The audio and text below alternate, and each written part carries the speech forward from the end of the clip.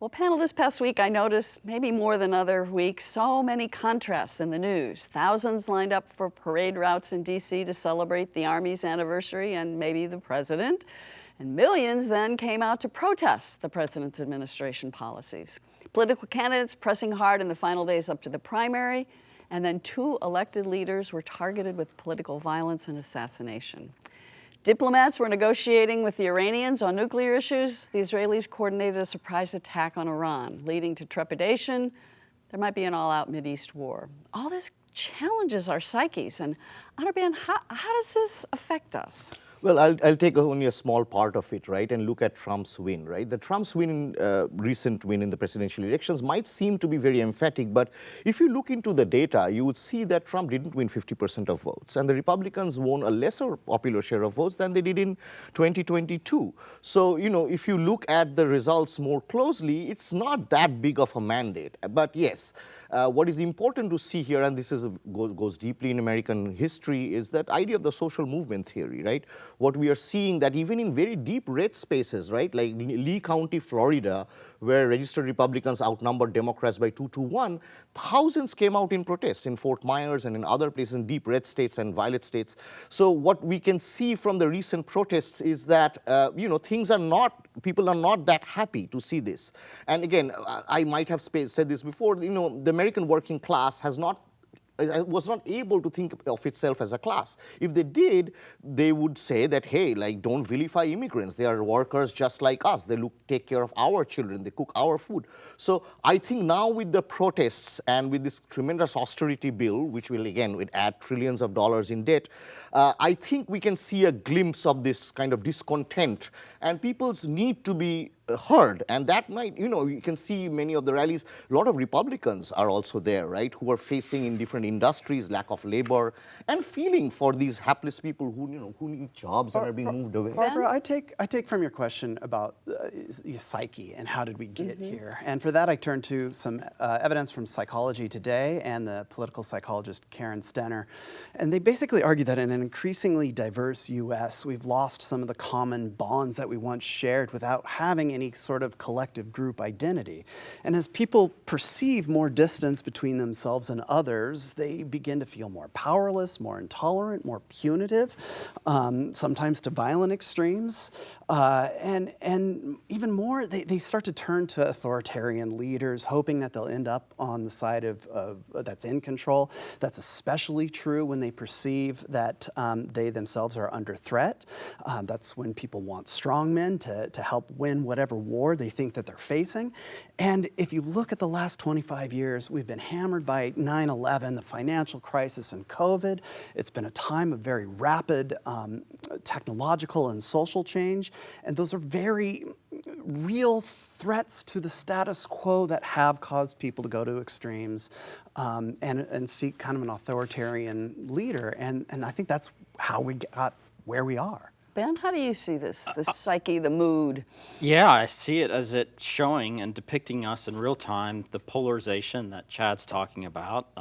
I can't express how much more good the images of a person standing on a burning vehicle waving a Mexican flag could have done had they been even paid by Trump to do that, for that messaging. What the country is seeing what they expect to see. If you're far left, you're seeing that this is really good for us, that we're fighting back. If you're on the far right, you're like, see, that's why we need the National Guard there. Rick? Well, I agree that, you know, we've become so divided. Where we are right now is hard to tell because, you know, if you just look at the polls on the simple question of whether you approve or disapprove of President Trump, in the same week, you have Quinnipiac saying 38% approve, 54% disapprove, which the left loves to look at and say, see, we've turned this corner. But then Rasmussen, another good poll, has 52 approve and 46 disapprove for a 6% showing of support for Trump.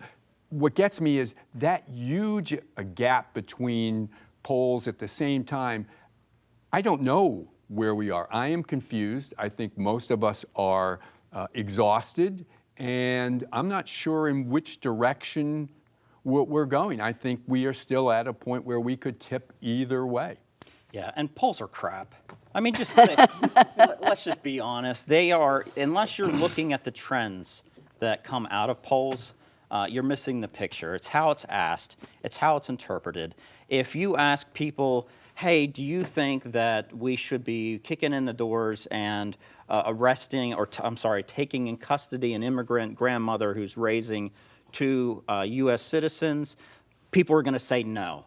But if you're asking the question that, hey, should illegal immigrants that are committing crimes be, removed from the country, they're going to say yes. It just depends on how the question's asked. Ben, that's why I chose this issue, because it was both of them. In fact, most of these polls are asking very simple: do you approve or disapprove of Trump's policies? And for that same question, you're getting huge differences. What are they looking at? What's their source? Unless they're looking at more than one feed, well, even then, it's already Quinnipiac, and they have a long Unless they're looking data. at Fox or they're Both watching of these CNN, are it's going to traditional polls. But given that you're okay with trends, I'll cite a Gallup poll on what direction do you think the country is heading in the right direction.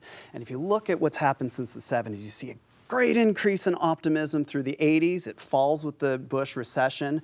The trend continues in the Clinton years. And then after 9/11, it plummets, and it has been stagnant at about 33% ever since then. And that divisiveness that I spoke of, like you ask if people think that the country is going in the right direction. If your own party's candidate's in power, you might say yes. If the other party's candidate, you say no. So but we're at a third, and that speaks to, I think, very low pessimism. Very high pessimism, low optimism that we've been in. And that's a great point that you're picking up on, I think, Chad, and that what would highlight that is the executive orders. The amount of executive orders that have been used in that time period has continued to increase. And what happens is, as long as you keep winning and you keep having your person in office, it's great, until you lose. Then the executive orders suck. Well, I should note that we are recording on Wednesday morning, and so what's happening internationally as well as locally here in this country might change, so you will understand if the news gets ahead of us.